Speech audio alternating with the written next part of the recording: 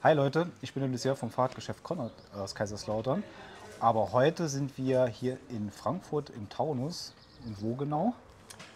Wir sind hier auf dem Feldberg, Genau. in der Feldberghütte. Und bei mir ist der Peter Horsch, seines Zeichens. Ja, ich mache Händlertrainings. Das heißt, Fachhändler und Werkstätten werden von uns trainiert, dass sie die Produkte dann auch servicen können. Ja, und das ist ziemlich exzellent, weil wir waren selber schon mit unserem Team jetzt die letzten Jahre auf Bosch-Trainings. Und das ist jedes Mal eine enorme Bereicherung für das Team vom Wissen her. Heute habt ihr jetzt zu einem Presseevent eingeladen, ne? Und mit Testrides. Und das ist soll so das Thema von dem Video sein, was so in der nächsten Zeit, in den nächsten Monaten und nächstes Jahr so kommt. Ne? Ja, wir haben viele, viele Neuheiten dabei, die auch dann in 2 Tagen auf der Eurobike zu bestaunen sind. Und wir haben jetzt mal so die Highlights hier auf den Tisch gelegt. Kannst du ruhig sagen, das sind die Sahnestücke, ne? Ja, gerne. Und wir können über alles reden. Ich weiß nicht, was interessiert dich denn jetzt am meisten? Also ich würde sagen, das brennt, ist auch für die Zuschauer da zu Hause das Herzstück. Also das brennt, also das interessiert wahrscheinlich die meisten Leute. Genau. Es gibt einen neuen Motor, ne?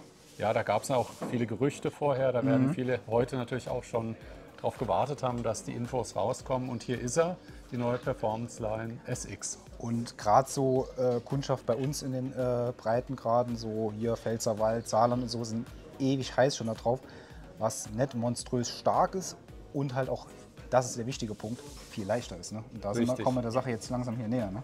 Genau, man merkt es auch schon beim leichten Anheben. 2 Kilo haben wir jetzt hier als Gesamtgewicht der Drive Unit. CX hat im Vergleich 2,9. 2,9, also ihr müsst mal so sehen, fast 1 Kilo weniger, also 3 Kilo zu 2 Kilo. Also wie ich den jetzt heute Mittag in der Hand hatte, habe ich gedacht, oh, Ja. okay, das ist echt leicht. Ne? Und das ist eine komplette Neukonstruktion. Ja, den haben wir von Grund auf neu entwickelt, speziell für einen Anwendungszweck, über den wir ja sicher gleich reden werden. Hat auch ein Magnesiumgehäuse, um Gewicht zu sparen, hat aber trotzdem für die Lebensdauer Zahnräder, Getriebe aus Stahl, die wir aber so bearbeitet haben, gefräst und so weiter, dass das trotzdem sehr leicht wird, aber haltbar bleibt. Kein Kunststoff im Inneren, alles aus Metall, das Getriebe. Und somit haben wir 2 Kilo hingekriegt. Also braucht keiner, trotz dieser Qualität, Angst haben, dass der Motor nach 2.000, 3.000 dB macht. Ne? Nein, der ist für eine Lebenszeit konstruiert. Der hält ein Fahrradleben lang, wie man so schön sagt. Ja. Und wenn das Bosch sagt, könnt ihr euch auch darauf verlassen, weil bei Reglas, also Reklamationen, also entweder gibt es die kaum und wenn, dann werden die unproblematisch und schnell gelöst. Das finden wir immer ganz praktisch in der Werkstatt. Ne? Ja, wir haben hier, wenn wir noch bei der Hardware bleiben, die Software ist eigentlich das Interessantere. Wir haben ja auch noch viele, viele Dinge getan, um das Produkt nochmal bestimmten Eigenschaften anzuerziehen. Zum Beispiel haben wir hier die Befestigung im Rahmen, das sind diese 2 Punkte. Das sind Gummimetalllager, sowie auch übrigens ein Automotor in der Karosserie, der ist mit Gummimetalllagern befestigt. Die können die Schwingungen dämpfen, sodass Vibrationen und so etwas gar nicht sich erst in den Rahmen übertragen können und somit für einen sehr leisen, ich sag mal fast unhörbaren Motor sorgen. Den höre ich fast nicht mehr. Und wenn dann halt vielleicht nur, wenn man wirklich den starken Modus einstellt und noch viel reintritt. Ne? Aber sonst ist er wirklich, das mussten wir heute Mittag auch feststellen, wir sind ja Probe gefahren. Und er ist wirklich wesentlich leiser. Ne? Das ist unter anderem liegt es an dieser Entkopplung. Und des Weiteren haben wir hier diese Dichtungen, die sich hier drin befinden und die Lager. Die Drive Unit muss ja dicht sein. Ich muss bei Schnee, Matsch und Regen damit fahren können. Ich muss mein Rad auch mit dem Wasserschlauch reinigen können, ohne Druck, nicht mit dem Hochdruckreiniger, also mit dem Wasserschlauch. Und trotzdem haben wir hier bei den Dichtungen besonders leichtgängige Dichtungen verbaut, sodass der Widerstand, wenn ich ohne Unterstützung fahre, hier besonders gering ist. Das heißt, ich spüre den Motor, wenn ich über 25 fahre, quasi gar nicht. Das dreht sich sehr, sehr leicht hier. Also dieser Bungee-Effekt, den man früher noch so kannte, so ab 25 fährt man gegen diese Wand, ist dann jetzt wirklich passé, ne? Also es fühlt sich sehr natürlich an, wie Radfahren. Ich hatte das Problem eh nie so wirklich gehabt, dass ich das Gefühl hatte, so. Aber für die Leute, die jetzt so sagen, ach, das war immer so ein Problem für mich in der Vergangenheit, ist jetzt dann... Das ist bei allen unseren bestehenden Motoren schon sehr, sehr gut. Aber hier haben wir es einfach nochmal auf die Spitze getrieben, weil wir hier eben eine bestimmte Radgattung ja auch treffen wollen. Das stimmt. Die Gattung, also beziehungsweise die Kundengruppe, die da für den Motor halt in Frage kommt, sind halt eher Leute, die es leichten möchten, ne? Sportiver unterwegs sind und halt vielleicht auch nicht diese brachiale Kraft andauernd brauchen, sondern sagen, eine kleine Unterstützung am Berg ist ganz cool, aber es reicht auch, wenn es die Hälfte ist, vielleicht vom CX. Ne? Ja, Kraft, also Drehmoment haben wir 55 Newtonmeter. Hat mich heute schwer gewundert, weil mir kam es nicht wie 55 Newtonmeter, kam mir viel, viel stärker vor. Da muss man immer ein bisschen so drauf achten. Drehmoment und Leistung sind zwei verschiedene Dinge. Und die Spitzenleistung hier sind 600 Watt. Das heißt, wie machen wir das? Zum Vergleich, nur mal damit die Leute das auch einordnen können. Was machen Konkurrenzmotoren? Die sind eher so schon so 300 irgendwas Prozent Watt-Bereich, ne? Oder? Kann man schon sagen, ne? Da liegt mir jetzt nichts vor, aber ich kann dir jetzt einen anderen Vergleich sagen. Wir sind mit 600 Watt Spitzenleistung auf dem Level eines CX-Motors. Aber wir haben weniger Drehmoment. Und wie merke ich das als Fahrer? Wenn ich jetzt wirklich an einem ganz steilen Berg stehen bleibe und habe den falschen Gang noch drin und will wieder losfahren, dann merke ich Drehmoment. Dann merke ich die 85 Newtonmeter eines CX, wenn er mich wieder losfahren lässt.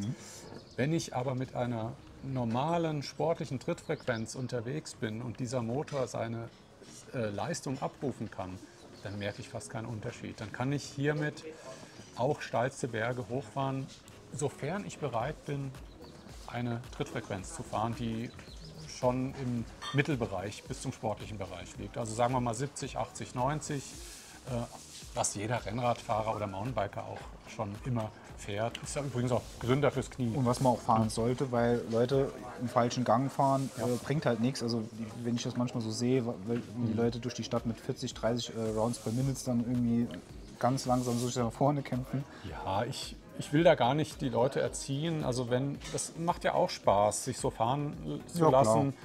Aber für diesen Kunden wäre dann der CX mit seinen 85 Newtonmeter quasi das Bessere. Aber jemand, der Lust und Freude an der Bewegung hat und gern dieses natürliche Radfahrgefühl möchte, der ist dann hier besser aufgehoben. Oder wenn es flache Regionen sind, der neue Activeline Plus, ne? Sowas halt. Ja. Gut, nee, war wirklich interessant. Dann haben wir aber noch ganz viele andere Sachen, die das Ganze noch abrunden. Zum Beispiel gibt es einen ganz neuen Akku. Das ist jetzt nicht einfach ein 400er Akku, wie es den früher gab, wo dann irgendwie das neue Best 3-System reinpasst, sondern ihr habt da wirklich was dran gemacht, ne? An dem. Ja, wir haben einen 400 Wattstunden Akku. Der hat eine andere Befestigung als unser PowerTube bisher. Das sieht man schon an den Aufnahmepunkten. Die haben wir jetzt nicht dabei. Das heißt, ganz wichtig, der ist natürlich jetzt nicht kompatibel zum PowerTube. Also bitte nicht diesen Akku jetzt kaufen und glauben, in mein 22er Rad einstecken zu können. Der Rahmen muss von der Aufnahme so gemacht sein, dass der passt. Und dieses Compact Tube ist eben besonders leicht für seine 400 Wattstunden. Deutlich leichter, ne? 2 Kilo. Vorher waren es 2 neu. Es kommt auf den Akku an, müssen wir mal rechnen. Wir haben da so ein großes Portfolio. Ich sag mal, unser ganz großer 750 Wattstunden PowerTube, der wiegt über 4 Kilo. Und jetzt überlegt euch mal, wir haben ein System, Akku, Drive Unit von 4 Kilo. Das ist schon... Also das gesamte System wiegt weniger als unser größter Akku. Ja. Das ist irre, ne? Das ist schon krass, ja. Allerdings, wir sind im smarten System, ganz wichtig, das ist ein Menüvorschlag für den Fahrradhersteller. Es passt natürlich alles. Ich kann jede Drive Unit mit jedem Akku aber auch kombinieren. Ich könnte auch ein anderes Rad bauen. Aber das wäre natürlich die sinnvollste Variante, weil dann habe ich niedriges Gewicht.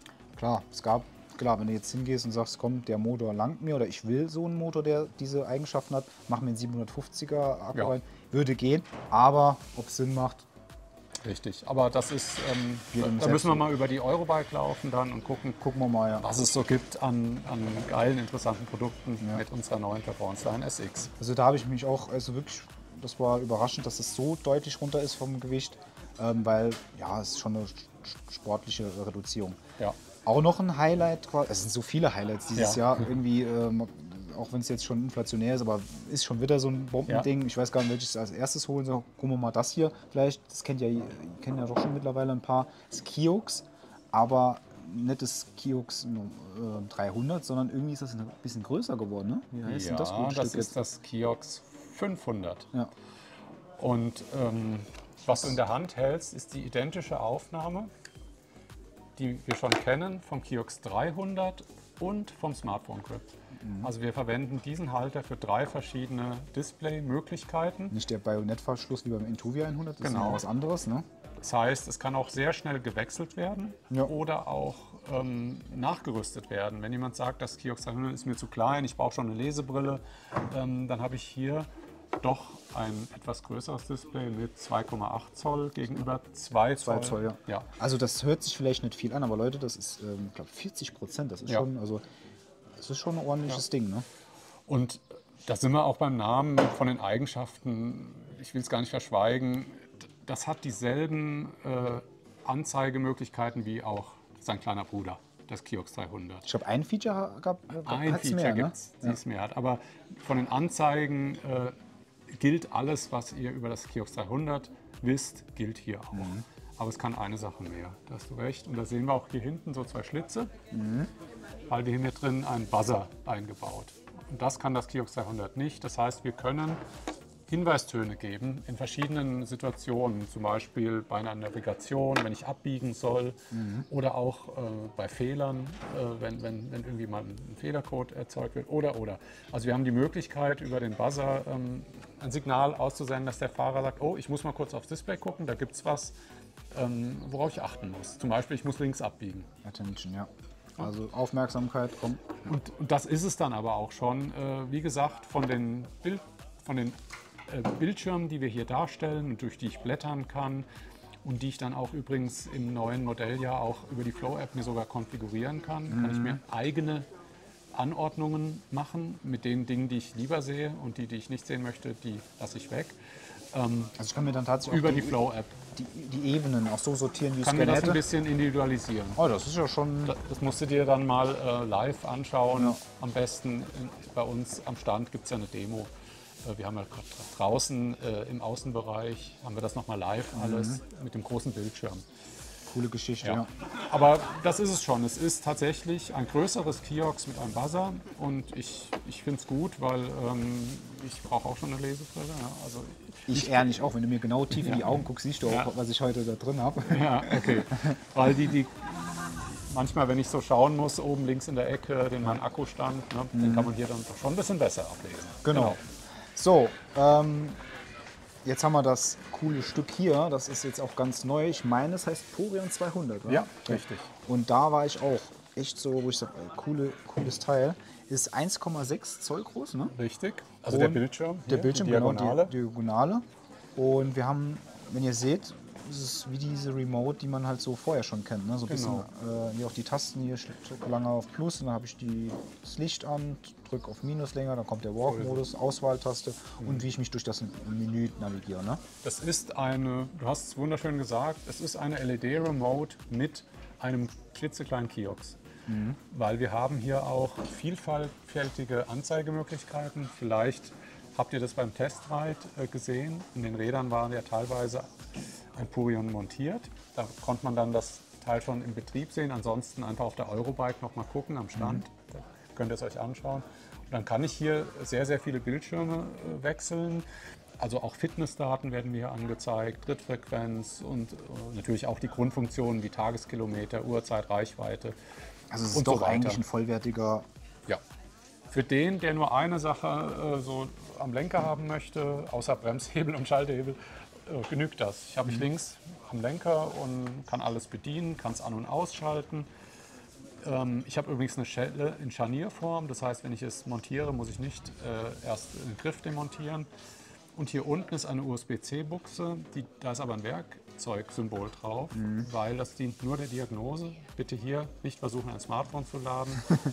Der Klassiker, immer überall. Ja, rein. Weil da haben wir eine bessere Lösung, nämlich unseren Smartphone Grip. Der ist dafür gemacht.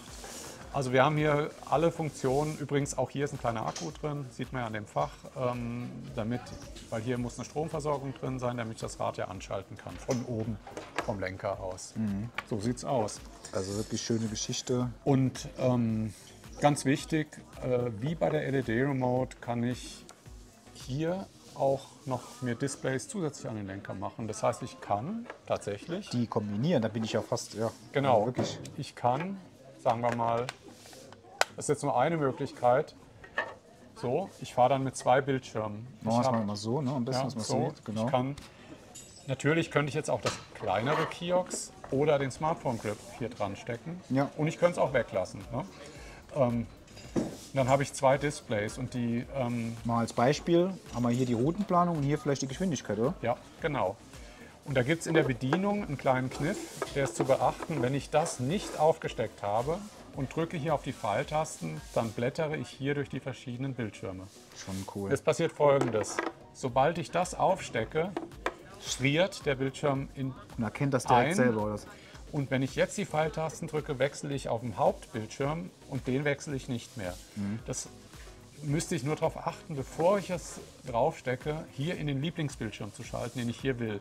Sagen wir mal, ich will hier die Geschwindigkeit sehen und will hier die Navigation sehen. Dann muss ich darauf achten, auf die Geschwindigkeit zu gehen und dann stecke ich das andere Display auf, weil ich in dem Moment, wenn es draufsteckt, hiermit nur noch hier die Bildschirme wechsle. Das ist eigentlich ganz logisch, man muss es nur wissen. Ja. Wenn ich nämlich zum Beispiel hier auf der Uhrzeit bin, dann bleibt halt die Uhrzeit die ganze Zeit, wenn ich das aufgesteckt habe. Man muss sich halt das auswählen, was ich hier stehen haben will. Und dann stecke ich es drauf. Und dann stecke ich es auf, fertig. Genau. Also das ist einfach... Weil ich habe halt nur eine Stelle, wo Pfeiltasten sind. Wir mussten uns entscheiden, was wir damit bedienen. Und da haben wir uns für den größeren Bildschirm entschieden, weil der mehr anzeigen kann, dass wir den bedienen statt den. Ja, das macht komplett Sinn. Also wenn man das wenn man das mal gemacht hat, dann Ja. wird man es, auch wenn man es jetzt direkt vielleicht nicht versteht, wird man es direkt verstehen, was da Sache ist. Ja. Also. Und last but not least, das auch eigentlich schon wieder ein Highlight, auch wenn ich jetzt mich hier überschlage vor Superlativen, aber man muss es halt, manchmal ist es halt so, da ist halt alles ziemlich gut. Und ja, jetzt kommt hier der Range Extender auf einmal um die Ecke, wo man denkt, was ist denn jetzt? Ja, der Range Extender heißt bei uns Power More, hat 250 Wattstunden und es sieht so ein bisschen wie eine Trinkflasche aus, Ja. weil es tatsächlich an der Stelle befestigt wird, an der eine Trinkflasche befestigt wird. Das heißt, wir haben eine Halterung, die ich jetzt nicht dabei habe. Das sind 2 Schienen, ein ganz flaches Teil mit einer Auslösetaste, das wird am Flaschenhalter befestigt. Und dann kann ich dieses Teil von der Seite reinschieben und es ist auch sicher eingerastet. Und erst wenn ich diese Arretiertaste drücke, kann ich es wieder entnehmen. Und wenn ich es reinstecke, muss ich es noch verbinden. Reich mir doch mal dieses Kabel, was da liegt, ohne die Tüte. Genau. Dann machen wir das nämlich auch.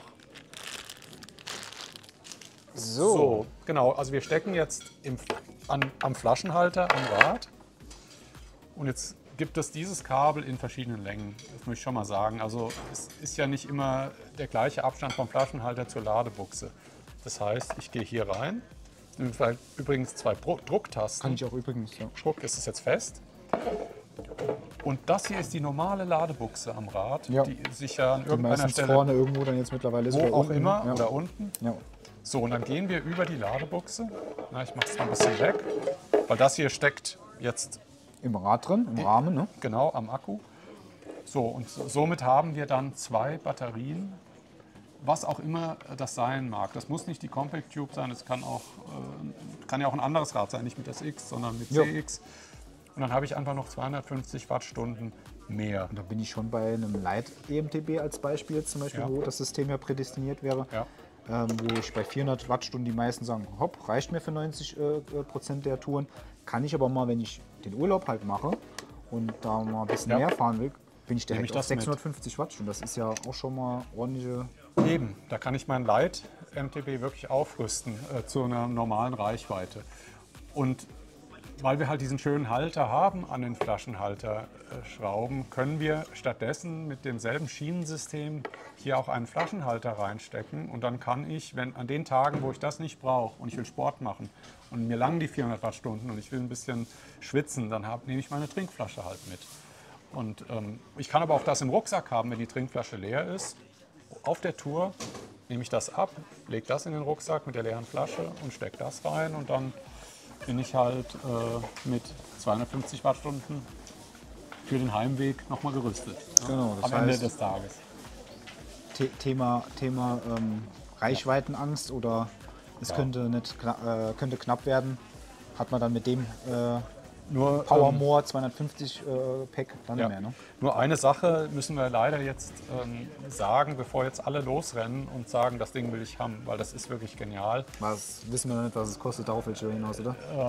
Den Preis, den endgültigen Verkaufspreis habe ich jetzt noch nicht im Kopf. wollen die Der Leute. wird zur Messe kommuniziert nochmal. Aber was viel wichtiger ist, Metall wiegt ja mehr als Wasser. Das heißt, hier haben wir mit einer vollen Trinkflasche vielleicht 800 Gramm. Hier haben wir 1,6, also 1600 Gramm, 1,6 Kilo. Das heißt, das doppelte Gewicht gegenüber einer Trinkflasche. Und es gibt ja manche Rennradfahrer, die haben Ja. ein sehr leichtes Aerobike mit 7 Genau. Kilo und stecken sich dann 2 große 900er Flaschen rein. Dann bist du Ja, auch gut. bei 1. Ja, Gibt's nee, wirklich, aber ja. was ich sagen will, wir wissen nicht, ob die Gewindeeinsätze verstärkt sind für das doppelt so hohe Gewicht. Ah. Das heißt, liebe Kunden, wenn ihr das nachrüsten wollt, geht erst zu eurem Fahrradhändler und lasst euch von ihm bitte sagen, ob der Rahmen vom Radhersteller freigegeben wurde für Powermore, also ob er quasi, Die Gewinde das halten, sonst gibt's ja, sonst, weil wenn nachher der Rahmen kaputt geht, so miese Risse gibt, da will keiner was. genau, und der Rahmen war nicht freigegeben, dann ist nämlich doof. Das bitte beachten, aber ich gehe davon aus, dass viele 23er Produkte, die jetzt auf den Markt kommen, von den Herstellern dafür 24er manche wahrscheinlich, oder? wir haben 23, Ja, danke. Ja. 24er Produkte, dass die wahrscheinlich so schon dafür vorbereitet sein werden. Ja. Aber bitte immer fragen vorher. Ja. Nicht einfach losschrauben. Ja, besser einmal zu viel gefragt Ja. wie einmal zu wenig, weil wenn es dann Risse gibt bei einem Ja. 6.000 € Rad, das gibt dann nur Knatsch. Also ne? die Radhersteller wissen das und geben ihre Rahmen frei. Und ich gehe davon aus, dass es auch die meisten tun, aber bitte dran denken. Ja.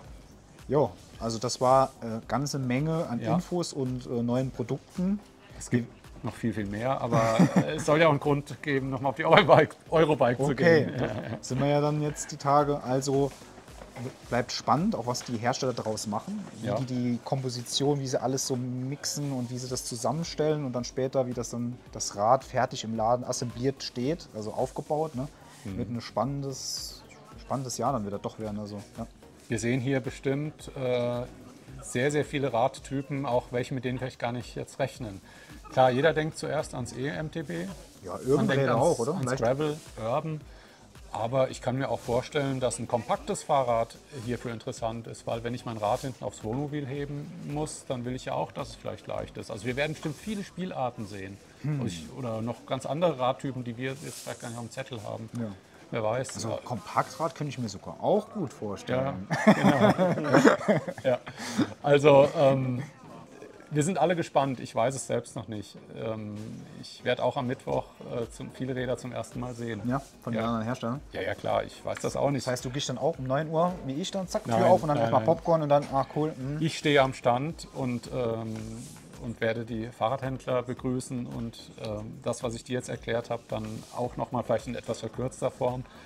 Und wenn ich mal Zeit habe, irgendwann eine Stunde Luft zu schnappen, dann gehe ich mal rüber. Vielleicht am Freitag, da ist nämlich meistens der Tag, wo am wenigsten los ist. Und Samstag, Sonntag können dann die Endkunden kommen.